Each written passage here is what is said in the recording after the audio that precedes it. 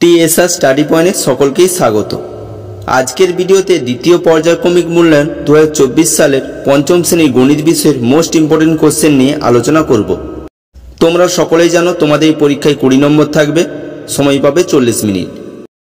তাহলে দেরি না করে ভিডিওটি দেখে নাও। একের দাগ, নিচের প্রশ্নগুলির উত্তর দাও। এখানে 6টি করতে হবে, প্রতি প্রশ্নের মান 1 করে। একের দাগের ক, 4 অঙ্কের ক্ষুদ্রতম সংখ্যাটি লেখো। উত্তরটা দেখো, 4 অঙ্কের ক্ষুদ্রতম সংখ্যাটি হলো 1000। তোমাদেরকে যদি ক্ষুদ্রতম সংখ্যা করতে বলে, যত অঙ্কের ক্ষুদ্রতম সংখ্যা করতে বলবে তটা সংখ্যা হবে ভাববে।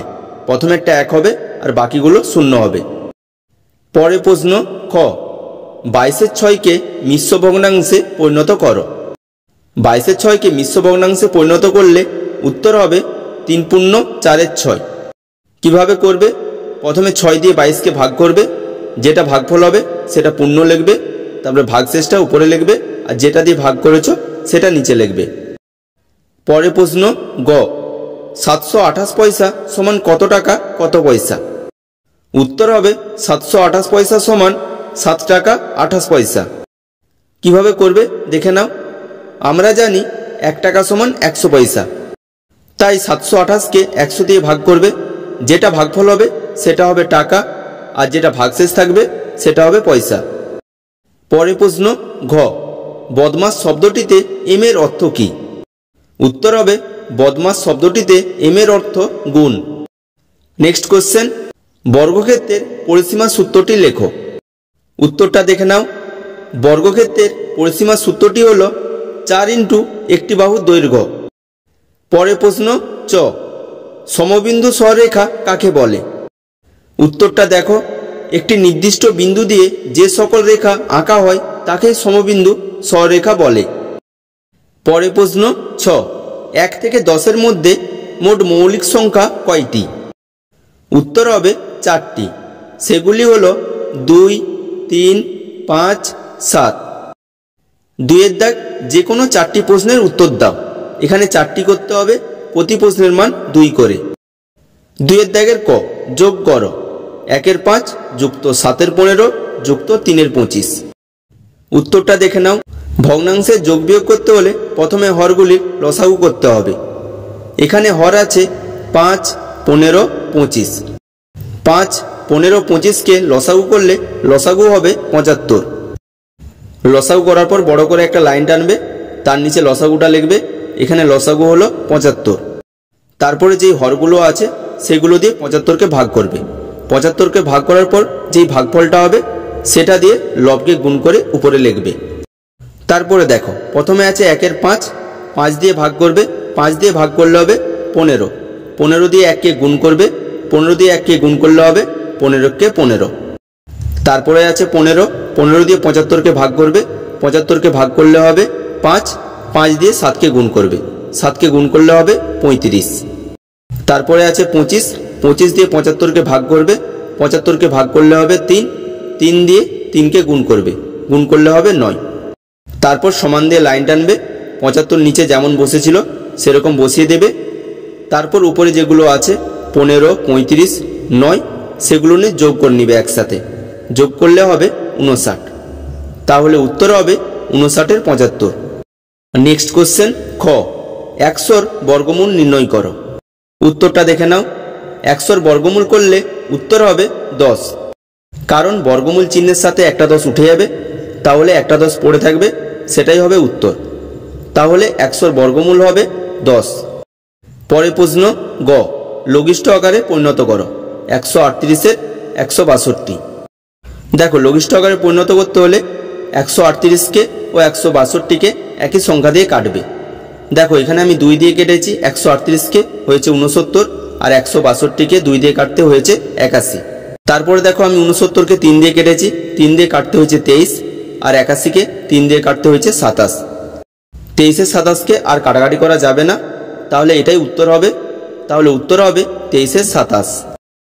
নেক্সট কোশ্চেন ঘ, গুণ করো। 724 গুণিত 48। 724 গুণিত 48 এটা একটা সহজ গুণ। আশা করি তোমরা সবাই গুণ করা জানো। যদি কেউ না গুণ করা জানো কমেন্ট করে জানাবে, আমি তাদেরকে গুণ করা শিখিয়ে দেব। দেখো 724 আর 48-এর মধ্যে গুণ করলে উত্তর হবে 34,752। ছোট থেকে বড় সাজাও, 2-এর 9, 1-এর 9, 2-এর 25। এখানে কোনটা ছোট ও কোনটা বড় তোমাকে পরপর সাজিয়ে দেখাতে হবে। কিভাবে ছোট থেকে বড় সাজাবে দেখে নাও। প্রথমে এখানে যে হরগুলো আছে নিচের, সেগুলো নিয়ে লসাগু করে নেবে। এখানের হরগুলি হলো 9, 9, 25। এগুলো নিয়ে লসাগু করবে। লসাগু করলে উত্তর হবে 225। লসাগু করার পর প্রথমে যে ভগ্নাংশটা আছে 2-এর 9 সেটা লিখবে। তারপর আবার 2-এর 9 লিখে গুণিত চিহ্ন দেবে। গুণিত চিহ্ন দেওয়ার পর নিচে 9 আছে, 9 দিয়ে ভাগ করবে 225কে। ভাগ করলে হবে 25। 25 উপরে 2-এর সাথে ও 9-এর সাথে গুণ করবে। গুণ করে পাশে লিখবে। 2-এর সাথে গুণ করলে হবে 50 আর 9-এর সাথে গুণ করলে হবে 225। তারপরে ভগ্নাংশ লিখবে 1-এর 9। 1-এর 9 লিখবে, সমান দিবে। তারপর আবার 1-এর 9 লিখবে, গুণিত চিহ্ন দেবে। 9 দিয়ে 225কে ভাগ করবে। ভাগ করলে ভাগফল হবে 25। 25 1-এর সাথে ও 9-এর সাথে গুণ করবে। 1-এর সাথে গুণ করলে হবে 25 আর 9-এর সাথে গুণ করলে হবে 225। তারপরে ভগ্নাংশটা লিখবে 2-এর 25। 2-এর 25 লিখবে, সমান দেবে। তারপরে আবার 2-এর 25 লিখবে, উপরে ও নিচে গুণিত চিহ্ন দেবে। 25 দিয়ে 225কে ভাগ করবে। ভাগ করলে হবে 9। তারপর 9 দিয়ে 2কে ও 25কে গুণ করবে। 2কে গুণ করলে হবে 18, 25কে গুণ করলে হবে 225। দেখো যেহেতু সবার নিচে 225 বেরিয়েছে, তাহলে আমরা খুব সহজেই কোনটা ছোট ও কোনটা বড় বলতে পারি। দেখো এখানে সবচেয়ে ছোট হচ্ছে 18-এর 225, তারপরে হচ্ছে 25-এর 225, তারপর হচ্ছে 50-এর 225। তাহলে এবার উত্তর লিখবে ছোট থেকে বড় সাজিয়ে পাই। তাহলে সবচেয়ে ছোট হচ্ছে 2-এর 25, তারপরে 1-এর 9, তারপর 2-এর 9। 3-এর দাগ, যে কোনো দুটি প্রশ্নের উত্তর দাও। এখানে দুটি করতে হবে, প্রতি প্রশ্নের মান 3 করে। 3-এর দাগের ক, সরল করো।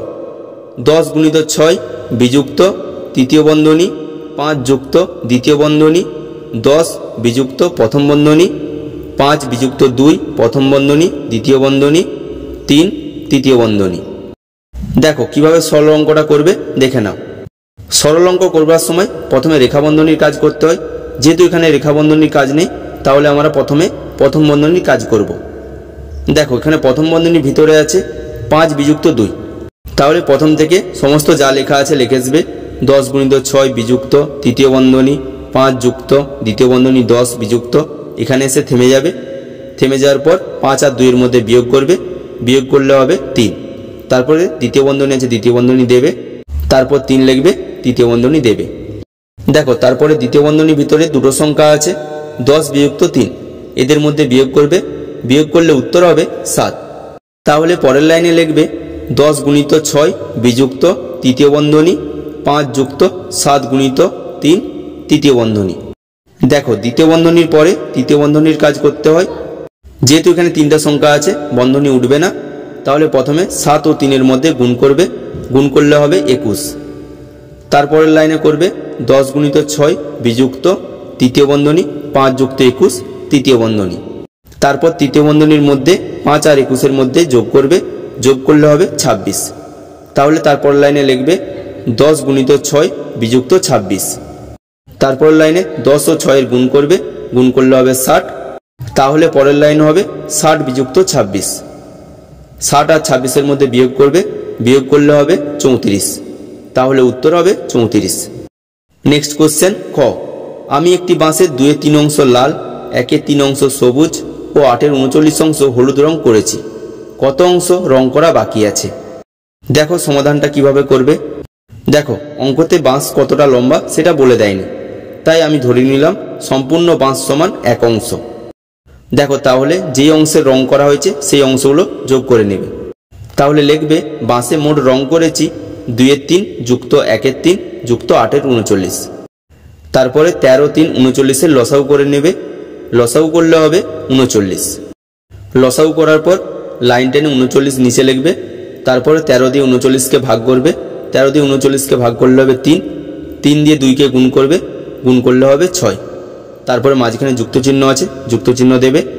তারপর 3 দিয়ে 39-কে ভাগ করবে। 39-কে 3 দিয়ে ভাগ করলে হবে 13। 13 দিয়ে 1-কে গুণ করবে, তাহলে উত্তর হবে 13 × 13। তারপরে যোগ চিহ্ন দেবে।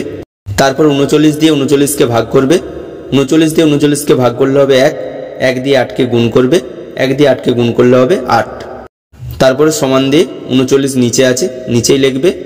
তারপর 6, 13 আর 8-এর মধ্যে যোগ করবে, যোগ করলে হবে 27। দেখো 27 আর 39কে 3 দিয়ে কাটাকাটি করা যাবে, 3 দিয়ে 27কে কাটলে হবে 9 আর 39কে কাটলে হবে 13। তাহলে উত্তর হবে মোট রং করা হয়েছে 9-13 অংশ। তারপরে দেখো সম্পূর্ণ বাঁশ সমান ছিল 1 অংশ, তাহলে রং করা হয়েছে 9-13 অংশ। তাহলে 1 থেকে বিয়োগ করতে হবে, তাহলে রং করা বাকি আছে 1 বিযুক্ত 9-13 অংশ। দেখো এখানে 13 হচ্ছে লসাগু। দেখো 1-এর নিচে কিছু সংখ্যা নেই, তাহলে আমরা ধরে নিলাম 1-এর নিচে 1 আছে। 1 দিয়ে 13কে ভাগ করলে হবে 13, তাহলে 13 দিয়ে 1কে গুণ করলে হবে 13। তারপর বিয়োগ চিহ্ন আছে, বিয়োগ চিহ্ন দেবে। তারপর 13 দিয়ে 13কে ভাগ করবে, 13 দিয়ে 13কে ভাগ করলে হবে 1, 1 দিয়ে 9কে গুণ করবে, 1 দিয়ে 9কে গুণ করলে হবে 9।